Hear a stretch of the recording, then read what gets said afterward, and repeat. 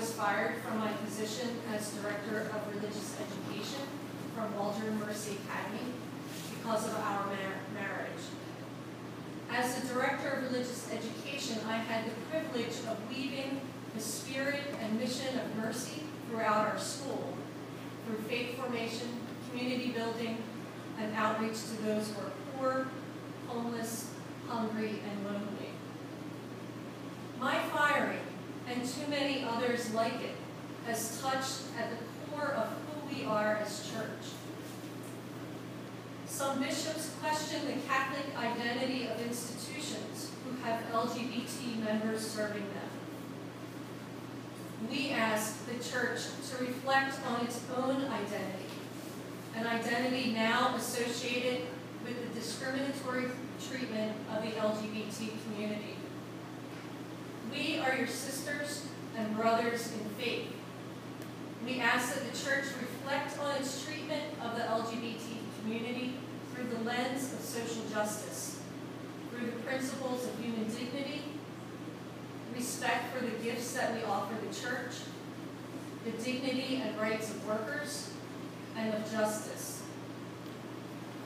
We would like Pope Francis and the church hierarchy to listen and to know how much pain this situation has caused not only to us, but to the school community, the Sisters of Mercy, our communities of faith, and to the Catholic LGBT community.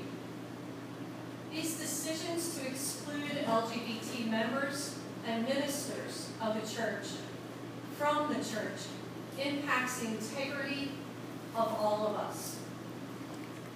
The LGBT community stands on the margins of this church, yearning for and calling for wholeness, inclusion, and justice.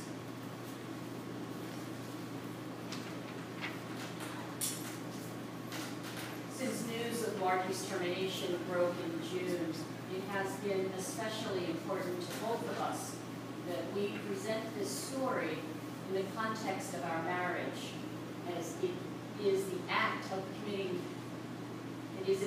committing our lives together that the church not only does not recognize, but presents as justification for the firing of so many devoted members of our faith community.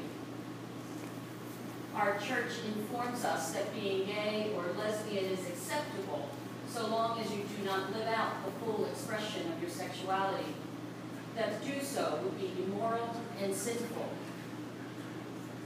But we ask the church leaders, what is sinful about lives shared in ways that respect the dignity of one another, that support and challenge one another to the fullest expression of themselves, that recognizes and holds sacred the presence of the divine in the other? Countless number of married lesbian and gay members of the Catholic Church wish only to be recognized and accepted by the church from which their marriage draws strength.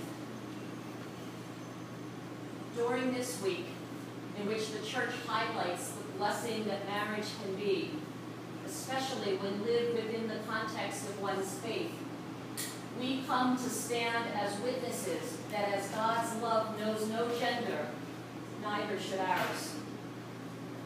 We are here this week to share the story of our life together and how our marriage has helped each of us to become not only better persons, but more faithful ministers within the church.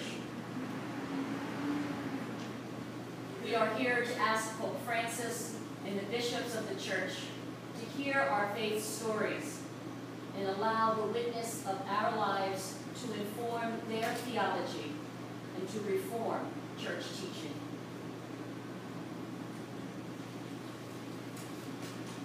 Thank you, Margie and Andrea, for that. At this time,